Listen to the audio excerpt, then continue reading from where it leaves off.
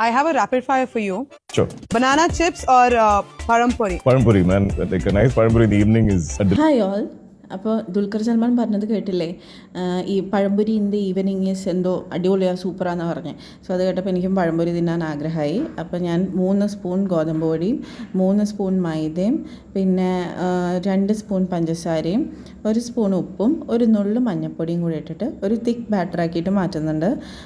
ഈ മഞ്ഞൾപ്പൊടി എന്ന് പറയുന്നത് ഒരു നുള്ളി ചേർക്കാൻ പാടുള്ളൂ, ഇല്ലെങ്കിൽ മഞ്ഞക്കാരടിക്കും. നമ്മൾക്ക് അതിന് മഞ്ഞ കളർ കിട്ടുക എന്നുള്ളത് മാത്രമാണ് അതിൻ്റെ പർപ്പസ്. ഓക്കെ, സോ അത്രയും കുറച്ചേ ചേർക്കാവുള്ളൂ.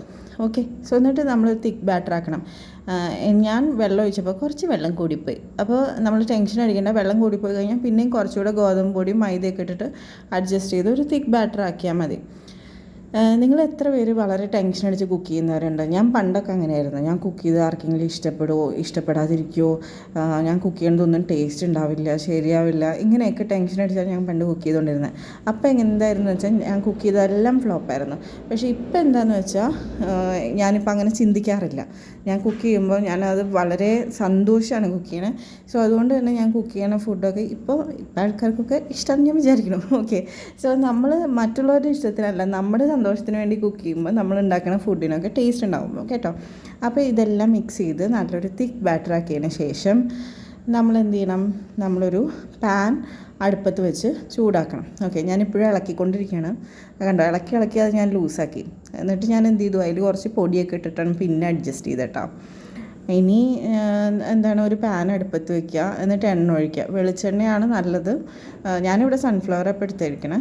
ഓക്കെ, നിങ്ങൾക്ക് വെളിച്ചെണ്ണ എടുക്കാം.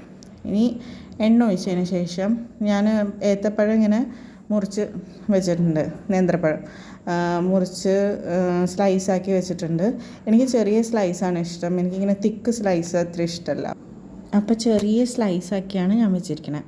അപ്പോൾ ഇനി ഈ സ്ലൈസാക്കി വെച്ച നേന്ത്രപ്പഴം നമ്മൾ ബാറ്ററിൽ മുക്കിയിട്ട് ഈ എണ്ണയിൽ പൊരിക്കാം.